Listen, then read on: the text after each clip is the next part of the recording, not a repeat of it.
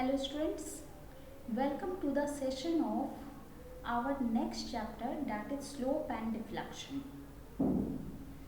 Finding deflection is very important, not only exam point of view, but at the same time it is very important in the designing of real structures.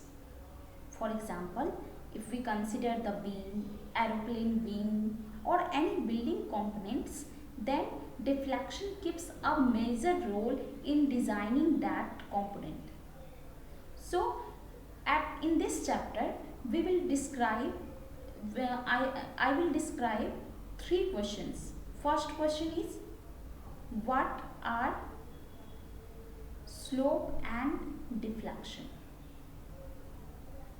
What are slope and deflection? Second is, why finding deflection is important. Why deflection is important? And third question, which I will cover in the whole session, that is how deflection is find out. How deflection and slopes are find out. Okay so सबसे पहले हम आते हैं कि deflection और slopes होते क्या हैं. ठीक है, लेट अस सपोज कि यहाँ पर एक हमने बीम लिया, एक हमने यहाँ पर बीम लिया, सिंपली सपोर्टेड बीम. ठीक है, अब यहाँ पर कुछ लोड अगर आ रहा है, सपोज कि यहाँ से अपवर्ड कुछ लोड आ रहा है, तो क्या होगा, ये बीम अपने एक्सिस से डिफॉर्म करके इसका बीम का स्ट्रक्चर कैसा होगा, डिफ्लेक्टेड शेप होगा. ठीक है, तो ये डिफ्लेक्टेड शेप जो हो रहा है, ये this is called the elastic curve. तो इलास्टिक कर्व क्या हो गया, इलास्टिक कर्व क्या हो गया, deformed axis of loaded beam. Deformed axis of loaded beam, it is the elastic curve. ठीक है, तो अब हम इसमें आते हैं. इसके मान सपोज कि ये पॉइंट हम कंसिडर कर रहे हैं, तो इस पॉइंट का डिफ्लेक्शन क्या हो जाएगा, ये कितना अपने एक्सिस से कितना डिस्टेंस, वर्टिकल डिस्टेंस कवर किया. Suppose this point is 1, so deflection is here, deflection is y1. Suppose at this point vertical distance of the beam from its axis is y2. तो ये क्या हो गया, डिफ्लेक्शन, डिफॉर्मेशन कि जो beam का जो एक्सिस था उससे कितना वर्टिकल डिस्प्लेस हो गया. ठीक है, तो डिफ्लेक्शन का डेफिनेशन क्या हो गया, डिफ्लेक्शन का डेफिनेशन क्या हो गया,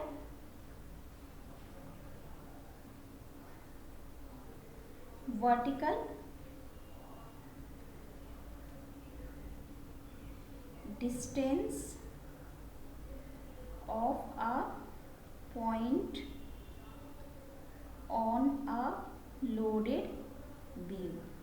This is the deflection. Vertical distance of a point, कोई भी पॉइंट है, ये पॉइंट कितना वर्टिकल डिस्टेंस ट्रेवल किया, कितना वर्टिकल डिस्टेंस इसका हो गया after applying the load on the beam. तो ये this vertical distance is the deflection.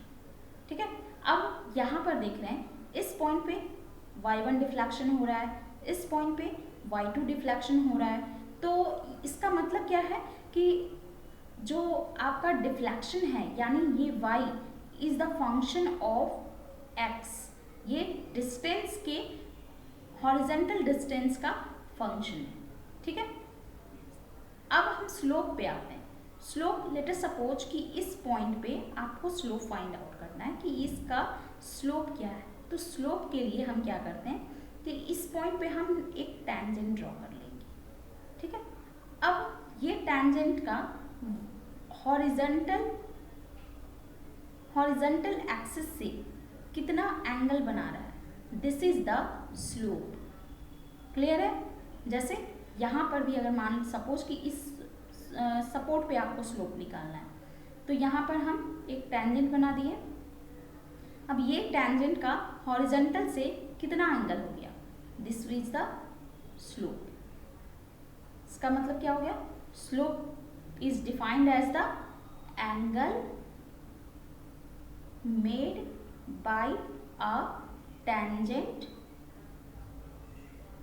with horizontal axis।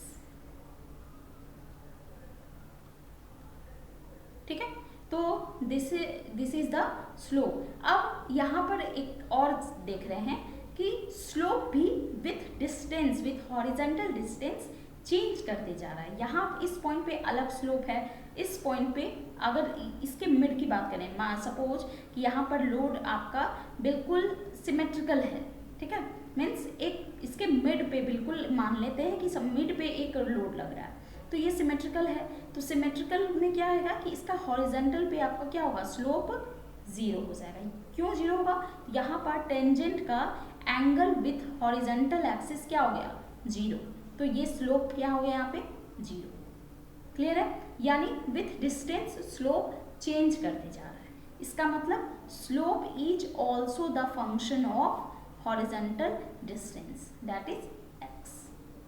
clear है? तो what are slopes and deflection is clear now। next question, our next question is why deflection, finding deflection is important। so to clear this, यहाँ पर आते हैं हम कि जो design है, design of any structure is dependent upon two factors। first one is the strength and second is the stiffness।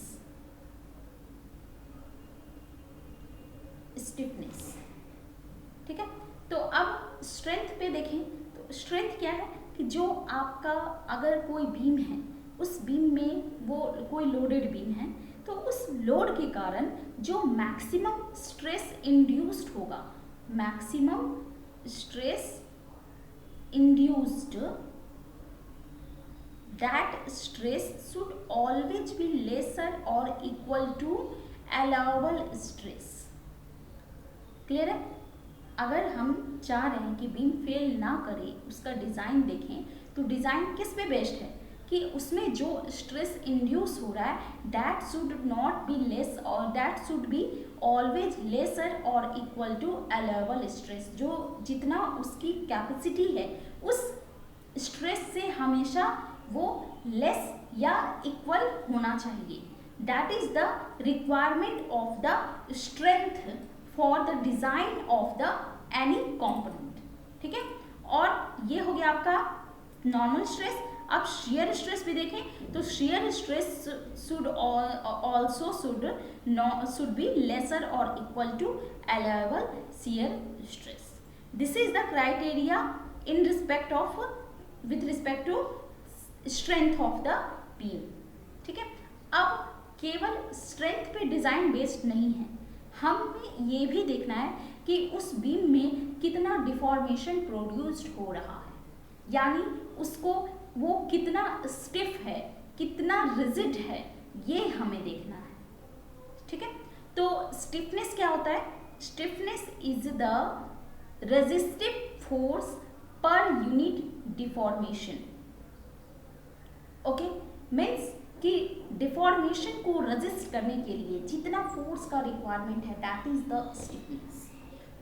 It means stiffness is inversely proportional to deformation. So क्या होगा, जितना बॉडी स्टिफ होगा उतना उसका deformation कम होगा। ठीक है, ये हम एग्जाम्पल एक एरोप्लेन विंग से भी देख सकते हैं। एरोप्लेन विंग में भी अगर देखें तो एरोप्लेन विंग क्या है आपका, ये मान सपोज कि ये विंग हो गया, तो ये किसकी तरह बिहेव कर रहा है? ये एरोप्लेन आपका विंग किसकी तरह बिहेव कर रहा है? एक कैंटिलीवर विंग। अगर ये इस विंग में ये विंग सफिशिएंट स्टिफ नहीं रहा तो यहाँ क्या होगा, एक्सेसिव डिफॉर्मेशन होगा, एक्सेसिव डिफॉर्मेशन, ठीक है, यानी ये स्टेबल नहीं रहेगा, तो क्या होगा, आपका ये एरोप्लेन सही से वर्क नहीं कर पाएगा, ठीक है। अब यही अगर हम बीम की बात करें, ठीक है, बीम की अगर बात करें, बीम में सपोज कि कोई ऊपर से आपका लोड एक्ट कर रहा है, तो यहाँ पर क्या होगा, अब लोड एक्ट कर रहा है तो डिफॉर्मेशन तो होना ही है, deformation exist definitely, but we don't see the deformation. Why we don't see the deformation? Because the beam is sufficient stiff. Because of the sufficient stiffness of the beam, we don't see the deformation. Means there is no visible deformation. No visible deformation. Deformation हो रहा है, obviously load है तो deformation तो होगा ही, लेकिन there should not be visible deformation for the, this is the criteria of the designing of any structure, ठीक है, there should not be any visible deformation, ठीक है। तो ये विजिबल डिफॉर्मेशन कब नहीं होगा, जब स्ट्रक्चर सफिशिएंटली स्टिफ होगा, सफिशिएंट स्टिफ होगा, ठीक है, यानी so we should always design a body so that it should at least looks like a rigid body, at least looks like a rigid body, means looks like a rigid body का क्या मतलब है कि deformation zero होगा नहीं, बल्कि visible deformation नहीं होगा, ठीक है। तो हमारा क्या है, डिजाइन बोथ स्ट्रेंथ और स्टिफनेस दोनों पे डिपेंड करता है। स्ट्रेंथ में maximum stress induce should be always lesser or equal to अलेवल stress, that is the capacity of the any structure, और स्टिफनेस में देखें तो deformation induced should always be lesser or equal to अलेवल deformation, ठीक है, यानी विजिबल डिफॉर्मेशन हमारा यहाँ पर नहीं होना चाहिए, यानी बॉडी सफिशिएंट स्टिफ होना चाहिए, क्लियर है। तो why deformation is, why deflection, finding deflection is important, ये क्वेश्चन क्लियर हो गया। अब नेक्स्ट जो क्वेश्चन है हमारा वो है how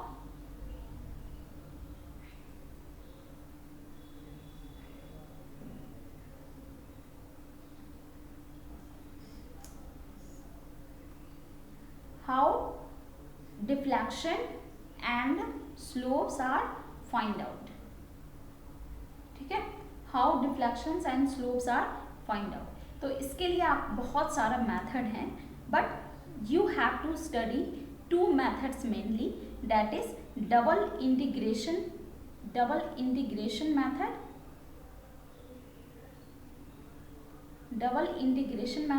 and second one is the Macaulay's method, ठीक है। You have to study only these two methods, but I will try to explain moment area method also. So first में हम आएंगे डबल इंटीग्रेशन मेथड पे। तो before going to this method I want to explain the differential equation of elastic curve.